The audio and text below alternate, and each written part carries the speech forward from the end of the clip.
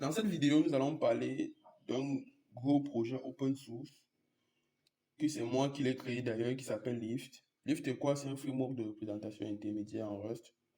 Donc, on va essayer de voir au fur et à mesure à quoi ce framework sert et comment la communauté Rust l'utilise aujourd'hui. Déjà, nous sommes sur Create.io. Create.io, c'est, on va dire quoi, la base de données des packages ouverts de Rust. Donc ici, nous sommes sur la base de données des packages ouverts de Rust. L'IF a 13 Create, donc ça a 13 librairies indépendantes, mais les 13 sont faits pour fonctionner ensemble. On va entrer dans la plus connue qui est l'IF Core.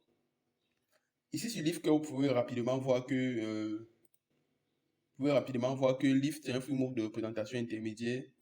Et la représentation intermédiaire, c'est l'état d'un programme entre la représentation front-end, donc ce que l'utilisateur voit, et le code de machine. Donc cet état-là est un peu au milieu. Et pourquoi j'ai créé LIF? Parce que sorti d'un projet où j'ai utilisé le MLIRL-LVM, qui est la représentation intermédiaire la plus connue et la plus utilisée aujourd'hui, je l'ai utilisé pour un gros projet. Et sorti de ce projet, ce projet avait des manques. Donc le MLIR ne parvenait pas à satisfaire les performances dont je voulais. Et j'ai vite compris cela dans le sens que le MLIR en soi n'était pas mauvais, mais le MLIR en soi avait un problème de, on va dire ça comment, il était trop large. Donc le MLIR, les électroniciens l'utilisent, les développeurs, les simulateurs, même ceux qui ne sont pas dans le monde de l'informatique, les traitements du signal et tout l'utilisaient. Mais je me suis dit qu'on ne peut pas avoir un framework qui est aussi large et le spécialiser uniquement pour une seule technologie. C'est pour ça que je me suis dit, je vais donc me donner pour mission de créer un framework de représentation intermédiaire uniquement pour l'intelligence artificielle. Et à ce moment-là, je pense que je faisais beaucoup de recherches sur le quantique. Donc, je me suis aussi dit, mais qu'est-ce que la représentation intermédiaire peut faire dans le quantique? Je me suis rendu compte que ça a bel et bien beaucoup d'applications. Et après cela, j'ai décidé de faire la représentation intermédiaire pour l'IA et le quantique. Déjà, pourquoi j'ai fait ça? Parce que déjà, la communauté Rust, quand je parle de communauté Rust, c'est-à-dire la communauté Rust n'a pas une vraie appréhension de la représentation intermédiaire. Et la représentation intermédiaire aujourd'hui, c'est la base. On va dire quoi? C'est le socle de tous les frameworks de machine learning, deep learning et infrastructure d'IA. Ça veut dire que si la communauté Rust n'a pas ces structures-là en open source comme librairie, la communauté Rust ne peut pas construire des librairies compétitives. Par exemple, vous voyez le framework Burn, qui est l'un des plus gros frameworks de deep learning en Rust. Ce framework utilise du MLI venu du C++. Donc, et là, on n'est pas optimisé. Ça veut dire quoi? On va prendre, parce que le MLI est en soi la version native en C++. Donc, pour vraiment profiter de la version native, vous devez être en C++. Ça veut dire que pour l'utiliser en Rust, on doit prendre le MLIS++, on doit prendre le bridge, non le pont, CXX, on va connecter à Rust pour pouvoir appeler cette librairie-là, mais c'est pas optimisé. Et en soi, le MLI est très large, comme je l'ai dit tantôt. Donc le MLI est un peu comme les GPU. Les GPU sont très spécialisés pour l'intelligence artificielle, mais ne sont pas, par exemple, très spécifiques. Par exemple, vous avez les TPU qui sont un seul processus unique. Google les a créés uniquement pour le calcul tensoriel. Alors que vous avez les GPU qui fonctionnent à la fois pour les jeux vidéo, à la fois pour la réalité, à la fois pour le temps réel, à la fois pour l'IA. Donc le MLI est un peu comme le GPU. On l'a créé à la base pour une seule tâche, mais il s'est généralisé. Donc je me suis dit qu'on va faire Lift. Et Lift sera uniquement pour l'intelligence artificielle et le quantique. C'est ce qui fait la particularité de ce framework. Nous sommes à plus de 209 téléchargements pour se créer pour la troisième version. Donc j'ai poussé la troisième version il y a quelques jours, 3 ou 4 jours. Dans cette troisième version, on a beaucoup de bonnes choses. Déjà, on va entrer en détail, on va faire ça grosso modo ici, avant d'arriver sur le GitHub. Déjà, Lift a plus de 110 opérations tensorielles. Donc, Leaf a plus de 110 opérations tensorielles. Nous avons le Flash, le package, le QG, le MOE, le GMM, qui a tout.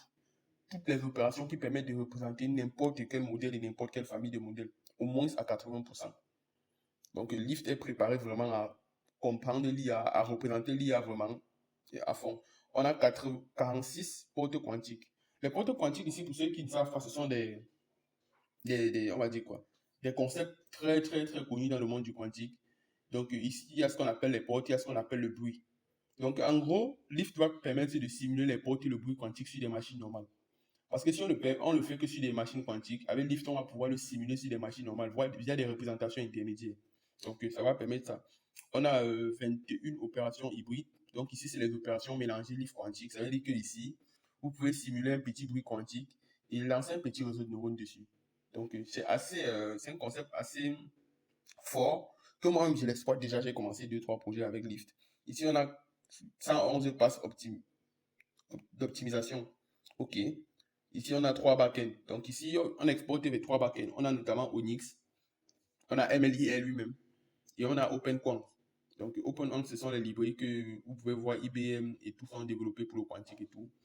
Donc après avoir optimisé un réseau de neurones, vous avez 3 formes d'exploitation. LIF, c'est la forme la plus connue pour l'inférence directement. LLVM, c'est pour le code de machine. Donc vous voulez compiler ça sur le code machine. Quant, c'est un format quantique. Donc c'est un peu ça. Et on ne va pas entrer dans tous les détails techniques. Donc moi, j'ai essayé de résoudre ce problème de spécificité. Je me suis dit que non, on ne peut pas avoir un MLIR qui est déjà très vieux parce qu'aujourd'hui, l'infrastructure a près de 20 ans.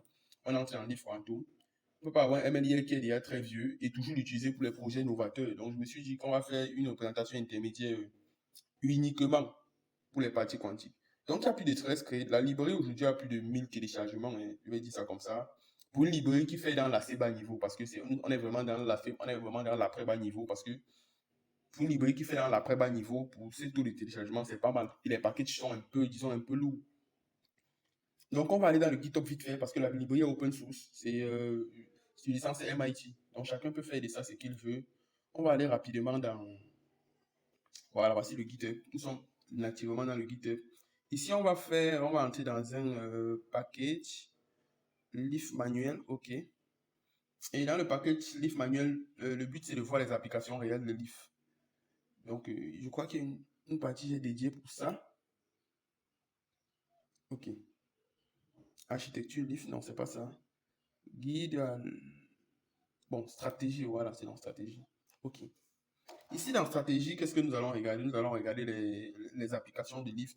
Donc, on va passer grossièrement sur ça, mais il y a beaucoup d'applications, notamment dans l'inférence et dans l'optimisation. Donc, ici, on a première application, on a la santé, parce que Lift permet aussi d'optimiser les CNN. Pourquoi les CNN? Parce que dans les CNN, on a beaucoup d'opérations de convolution et Lift va permettre en soi de fusionner cela.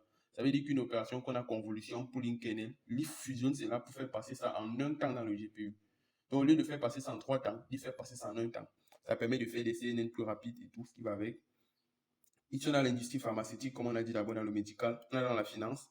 Exactement. Pourquoi la finance? Parce qu'avec l'optimisation, l'IFA permet d'aller plus vite, notamment dans les trucs comme le trading. Ça permet d'acheter plus vite. Fabrication et contrôle de qualité. Oui, notamment dans les architectures et modèles d'IA.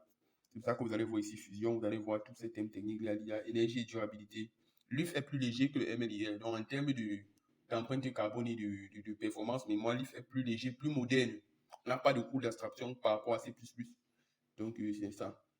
Donc, j'ai pris le soin de vous présenter grosso modo la librairie. Je vais pas tarder là-dessus parce que c'est un concept assez technique. Je ne veux pas que ça énerve les gens. Mais c'était aussi une manière pour moi de contribuer à l'open source de Rust. Parce que Rust aujourd'hui, c'est un langage qui essaye de faire les gros projets. Mais sans la prise en compte de ces outils ou ces grosses librairies, si Rust ne pourra pas. Le C++ a 20 ans d'expérience dans ces technologies lourdes. Donc aujourd'hui, pour pouvoir aborder cela avec Rust, il faut qu'on aborde cela avec des concepts comme Lift. On aborde cela simplement, on aborde cela correctement, on aborde cela et tout. Donc c'était une manière pour moi aussi de contribuer. Donc c'était tout pour la vidéo. Le but c'était de présenter Lift, présenter pourquoi j'ai créé Lift et l'importance de la présentation intermédiaire.